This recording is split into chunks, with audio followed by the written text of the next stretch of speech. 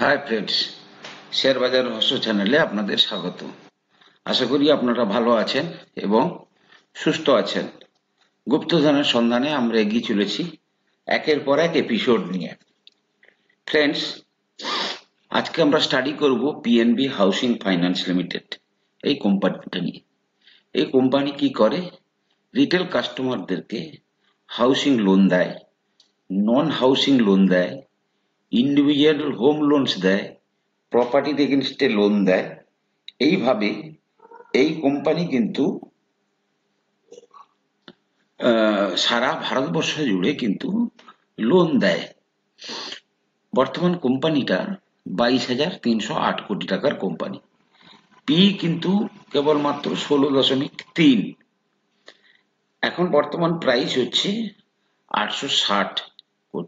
860 এর প্রাইস চলছে। আমি যদি কোম্পানির কেন আমি কোম্পানিটাকে সিলেক্ট করলাম তার পেছনে কারণটা আমি বলছি। তার আগে দেখবো আমরা রেজাল্ট যদি দেখি যে 21-এর পরে 21 পর্যন্ত দেখুন তাদের একটা চলছিল, কি বলে, বিজনেস চলছিল। তারপর থেকে দেখুন ওদের সেলসটা আবার নতুন করে বাড়তে শুরু করেছে। আপনারা জানেন পিএনবির সমস্ত কি বলে, বিজনেসে বেশ কিছু এনপিএ হয়ে গেছে, নন পারফর্মিং অ্যাসেট, যার জন্য তাদের বিজনেসটাতে কিন্তু খুব বড়সড় ধাক্কা খেয়েছিল। কিন্তু রিসেন্টলি দেখা যাচ্ছে গত 1.5-2 বছরে তাদের বিজনেসটা ভালোভাবে চলছে এবং বিজনেস মার্জিনও বাড়ছে। সেই ক্ষেত্রে যদি দেখা যায় যে 22-এ 6,141 কোটি টাকার সেলস হয়েছিল, প্রফিট হয়েছিল 822 কোটি টাকার। 23-এ 6,491 কোটি টাকার সেলস হয়েছিল, টপ লাইন গ্রোথ, আর বটম লাইন গ্রোথ 1,056 কোটি টাকা। আবার এবছরে ভাবা হচ্ছে যে 6,900 কোটি টাকার কাছাকাছি সেলস হবে এবং প্রফিটটা গিয়ে দাঁড়াবে 1,367 কোটির কাছাকাছি। দ্বিতীয় যেটা দেখবো যে কত টাকা এদের ইকুইটি ভ্যালু। ইকুইটি ভ্যালু হচ্ছে 260, রিজার্ভ আছে 13,895 আর দ্বিতীয় কোটি টাকা। আর এরা কিন্তু লোন দেয়। লোন দেয় মানে কি? কম দামে লোন নেয় এবং হাই দামে লোন দেয়। এটাই হচ্ছে এদের ব্যবসা। সুতরাং এদের ক্ষেত্রে বরোয়িংসটা কোনো প্যারামিটার নয় জাজমেন্ট করার জন্য। ইনভেস্টরে দেখি যদি যে প্রমোটারের কাছে 18.13 আছে, ফরেনারদের কাছে দেখুন 24.70%। এটা কিন্তু অত্যন্ত উল্লেখযোগ্য। এবং ডিআইএই কাছে 7.86। অর্থাৎ একটা বড় পরিমাণ হোল্ডিং কিন্তু প্রমোটার এবং এফআইআই এর কাছে আছে। এবারে মেনলি আমি এই শেয়ারটাকে চুজ করলাম, তার পেছনে কারণ হচ্ছে প্রথমত হচ্ছে ইন্টারেস্ট রেট। দেখুন ফ্রেন্ডস, এখন কিন্তু হাই ইন্টারেস্ট রেটে চলছে। অর্থাৎ সারা বিশ্ব জুড়ে কিন্তু এখন ইনফ্লেশনের কারণে সমস্ত দেশেরই ব্যাংকরা কিন্তু হাই ইন্টারেস্ট রেট করে রেখেছে। কিন্তু এই হাই ইন্টারেস্ট রেটের জন্য কি হয়?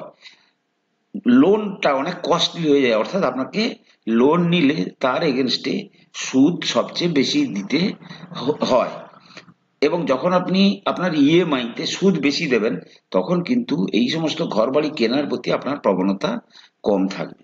কিন্তু এই রিসেন্টলি সমস্ত ব্যাংক সারা বিশ্বের তারা বলেছে এই 2024-এ তারা 3-4টে রেট কাট করবে, অর্থাৎ রেটের পরিমাণ কমবে।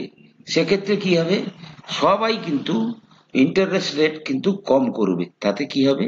ইএমআইর উপরে আপনার সুদের হার কমবে। এই ইএমআইর উপর যখন সুদের হার কমবে তখন কিন্তু লোকেদের বাড়িঘর কেনার প্রবণতা বাড়বে। দ্বিতীয়ত, গভর্নমেন্ট হাউসিং সেক্টরকে বুস্ট করার জন্য বিভিন্নভাবে চেষ্টা চালাচ্ছে। যেখানে গভর্নমেন্ট চেষ্টা চালাচ্ছে সেখানে কিন্তু আর কোনো কিছু জিনিস খাটে না। তার মানে গভর্নমেন্টের হাউসিং সেক্টরের প্রতি বুস্ট। দ্বিতীয়ত, লোন ইন্টারেস্ট কম হয়ে যাওয়া।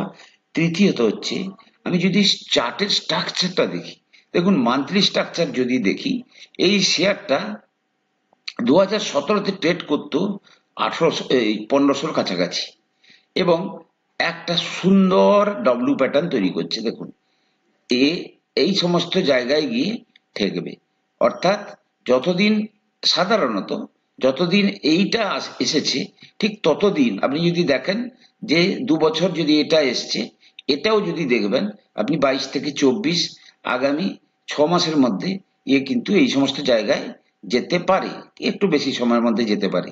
এবং যদি পারফরম্যান্স বেশি হয়, পারফরম্যান্স যদি ভালো করতে থাকে, তাহলে কিন্তু আবার নতুন হাইতে যাবে। তো মেন অবজেক্টিভটা হচ্ছে যে পিএনবি হাউসিং ফাইন্যান্স দীর্ঘদিন পরে তার এই যে রেসিস্ট্যান্সটা ছিল, এই রেসিস্ট্যান্সটা কত ছিল না, এর হাইটা ছিল 765 টাকার, 765 টাকাতে সেই রেঞ্জটা ব্রেকআউট দিয়েছে, দিয়ে কিন্তু আবার নতুন ভাবে সে কিন্তু মুভমেন্ট করা শুরু করেছে। তো আমরা সেই জন্য এই শেয়ারটাকে কিন্তু আমাদের স্টাডি পারপাসের জন্য আমাদের ওয়াচ লিস্টে কিন্তু এটাকে লাগাবো। কারণ এই শেয়ারটা যেভাবে গভর্নমেন্টের চলছে, বিভিন্ন রকমের অ্যাক্টিভিটি চলছে, তাতে কিন্তু এই শেয়ারটা আগামী দিনে অনেক বেশি হ্যান্ডসাম রিটার্ন দেওয়ার সম্ভাবনা বেশি। এই যে ব্লকটা আছে না, আপনারা দেখুন এই যে ব্লকটা, এক সেকেন্ড দেখাচ্ছি, এই যে এরিয়াটা যখন ক্রস করছে, তারপরে কিন্তু সে আবার একটা নতুন এরিয়া কিন্তু তৈরি করবে, অর্থাৎ এই সমস্ত জায়গায় সে আবার একটা নতুন এরিয়া তৈরি করে উপরে যাবে। সুতরাং ফ্রেন্ডস, এই কোম্পানিটাকে আপনারা স্টাডি করুন, আপনাদের ওয়াচ লিস্টে রাখুন। আপনারা আমার কথা শুনে একদম শেয়ার বাজারে ইনভেস্টমেন্ট বা সেলিং করবেন না। কোনো শেয়ার কেনা বা বেচার আগে আপনারা কিন্তু আপনাদের ফাইন্যান্সিয়াল অ্যাডভাইসারের সঙ্গে কিন্তু অবশ্যই যোগাযোগ করবেন। কিনতে হলেও অল্প অল্প করে কিনবেন, এক্সপেরিমেন্ট করার জন্য কিনবেন। কখনো একটা কিনতে পারেন, কখনো দুটো কিনতে পারেন, কিন্তু মার্কেটে ইনভেস্টেড থাকুন বিভিন্ন রকমের শেয়ার নিয়ে। তাতে কিন্তু আমাদের কিন্তু মূল অবজেক্টিভ কিন্তু 2029-30 এই পিরিয়ডটাকে ভেবে কিন্তু সমস্ত শেয়ারের অ্যানালাইসিস করা হচ্ছে। সুতরাং ফ্রেন্ডস, এই শেয়ারটাকে স্টাডি করুন, ভালো থাকুন, সুস্থ থাকুন। কথা হবে পরের এপিসোডে। নমস্কার।